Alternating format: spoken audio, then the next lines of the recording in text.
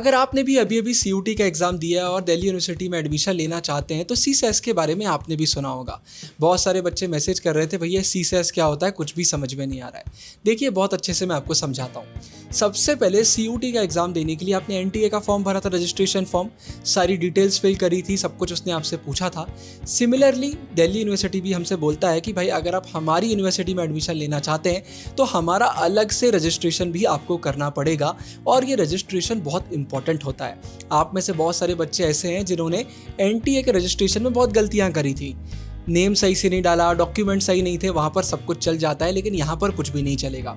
CSS का जो process होता है ये 3 फेजेस में होता है। पहले फेज में आप रजिस्ट्रेशन करते हैं, सारे डॉक्यूमेंट्स वहाँ पर आपको अपलोड करने पड़ते हैं, सारी डिटेल्स आपसे पूछी जाती हैं।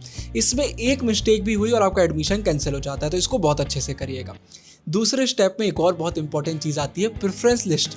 आपसे पूछा जाता है भाई आप किस कॉलेज में कौन से कोर्स में एडमिशन चाहते हैं, तो पूरी लिस्ट आप अपलोड करते हैं। मुझे सबसे पहले इस कॉलेज में ये कोर्स चाहिए, ये ना मिले तो ये दे देना, ये ना मिले तो ये दे देना। आप पूरी लिस्ट बनाकर उन्हें दे देते हैं और सीयूटी में जिस हिसाब के आपके मार्क्स होते हैं, जो कट ऑफ आता है, उस हिसाब से आपको कॉलेज में कोर्स मिल जाता है। तीसरे फेज में यही होता है, आपको कॉलेज दिया जाता है, आपको पता चलेगा आपको इस कॉलेज में ये कोर्स मिला है। पसंद आता है तो भाई सीधे एडमिशन ले लीजिए, नहीं आता है तो अपग्रेड भी कर सकते हैं। अपग्रेड करने से होता यह है कि ऊपर अगर स्लॉट्स खाली रहते हैं तो आपको ऊपर के कॉलेजेस मिल जाते हैं, और नहीं मिलते तो जो मिला है वही आपको एक्सेप्ट करना पड़ता है। तो 3 फेजेस में पूरा इसका प्रोसेस होता है। सबसे पहले रजिस्ट्रेशन, फिर प्रेफरेंस लिस्ट और तीसरे में सीधा आपका एडमिशन हो जाता है।